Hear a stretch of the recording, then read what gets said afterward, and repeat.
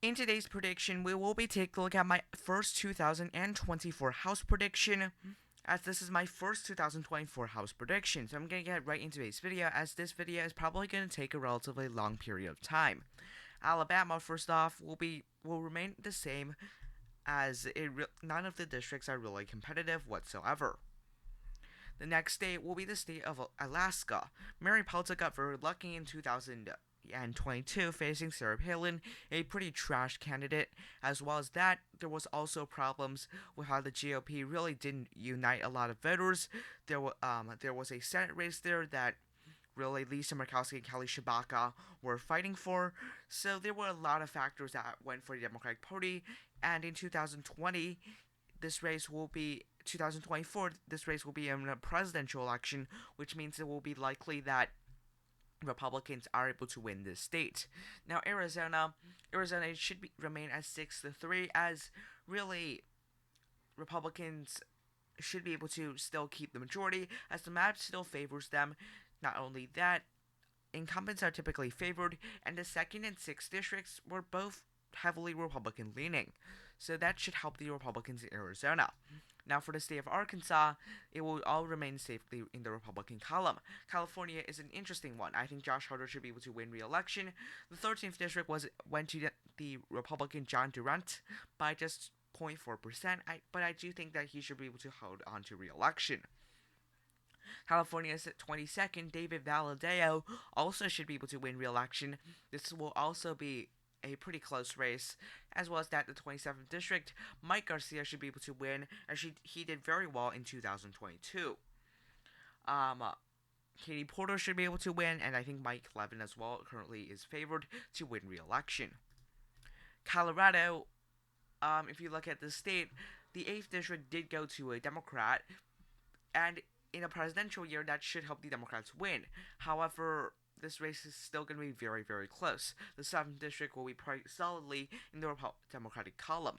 Now, I think Lauren Boebert will only win by a lean to toe margin in 2024, given that she did not do well in this election, despite being expected to win by 17 points, according to the New York Times.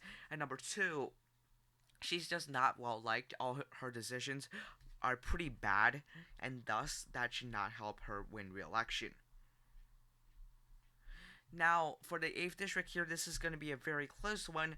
I still think the Republicans are slightly favored, just because really Democrats have not have had recent success in that district, and Democrats were not expected to win, but they did. However, I still think Republicans, if they nominate someone strong, could still win that district. Now, for the state of Connecticut, nothing really there. Democrats should be able to hold on to 5th district, as they did in 2022. Delaware, nothing there. Florida, the map is quite gerrymandered, so there's not going to be much of a change. Going to the state of Georgia, the only 2 relatively more competitive districts are Stanford Bishop's district, and there's also this district over here. There's 2 districts in Atlanta that could be potentially likely margins, but really nothing super substantial. Many gerrymandered maps are making competitive districts much more rare. Now, for the state of Indiana, the 1st district should still go blue by a lead margin. And the state of Illinois, I think Illinois is a very gerrymandered state, so it looks like that Democrats are going to be able to win pretty much all of these districts except 3 very rural, very conservative districts. Now, for the state of Iowa, this map is actually pretty fair, pretty competitive. I was surprised in 2020 that Republicans really didn't gerrymander this state that hardly, and really all 3 of these districts are competitive, but Democrats really don't have much of a chance. Now, for the state of Kansas, Kansas should get the 3rd district should go to Shirley Davids. I think he did win by about 8% in 2022. So, and also this is a Biden district, so he should be able to win re-election. Kentucky, nothing there. Louisiana, nothing there. And the state of Maine, 2nd district, Sherrod Golden did win by re-election by a very decent margin.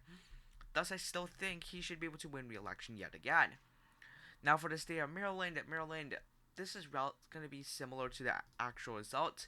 Now, David Throne actually, during some points of the election, looked like that he was going to lose, but in the end, he won by another substantial 8% margin. I'm going to put that district as lean. Now, Massachusetts, nothing there. Michigan, Michigan and 11 old district is probably not going to go for the Democratic Party. The third district should go for Peter Major's. Was defeated in Peter Midge. This district actually went blue by quite a substantial margin. Dan Kitley should be able to win, as well as that. I think the 7th district of Lisa Slotkin should be able to win re-election, as we saw in 2022. Now, the state of Minnesota, I think Andrew Craig could end up losing, but I'll put it as tilt for the Democratic Party as of right now. Mississippi, nothing there. Missouri, nothing there. Nebraska, the 2nd district, Don Bacon should be able to win. He's perceived to be a more moderate Republican candidate.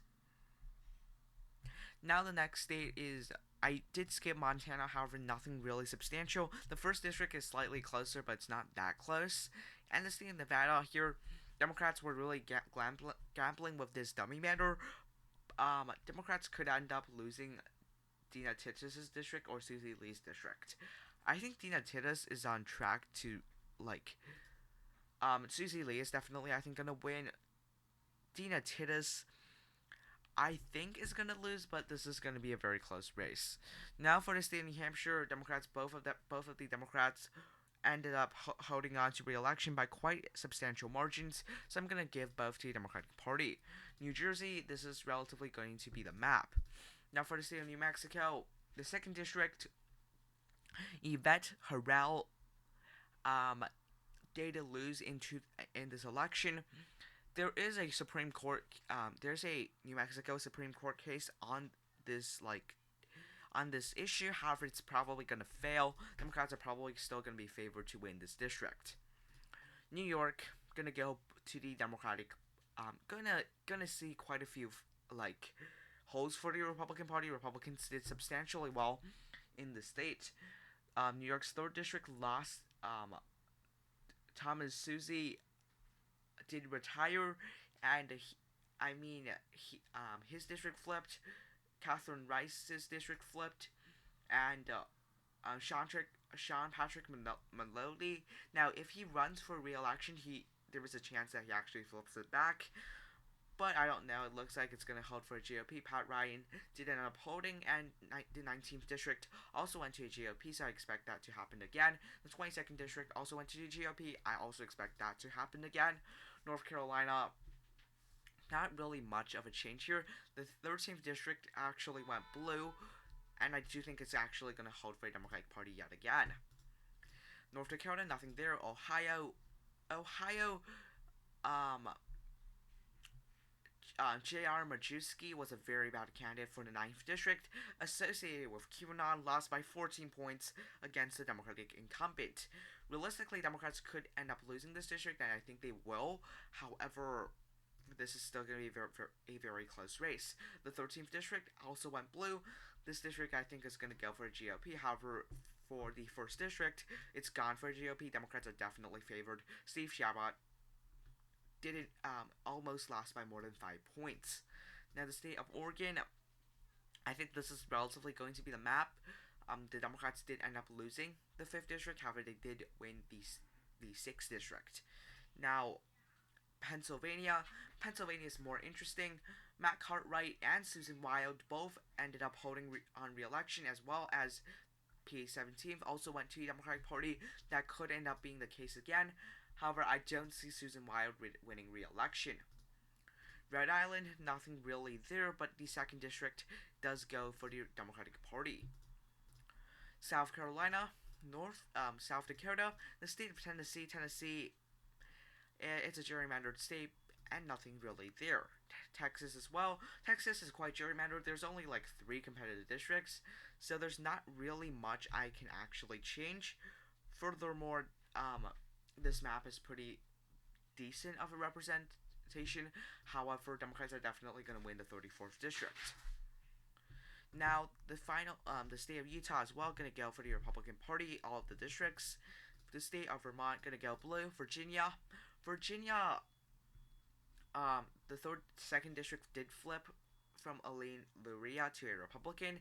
The 7th district went blue for Abigail Spanberger. So this is relatively what I expect 2022 to look like.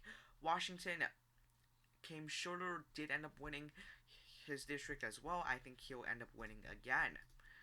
This 3rd district currently has a Democrat because the Republican Joe Kent, who primaried out the Jamie Harrell Butler, got defeated in the primary, and that did not go well for the GOP. However, I think the GOP will be able to nearly flip this district. West Virginia, nothing really there. The state of Wisconsin, this map is pretty good. And finally, the state of Wyoming. So this is the U.S. as a whole. The U.S. as a whole is 206 for the Democrats and 229 for the Republicans. Republicans nearly expand their majority. However, it's still pretty relatively close. This is the map. If you want to take a screenshot, then go right ahead. Thank you for watching. Have a nice day. Goodbye.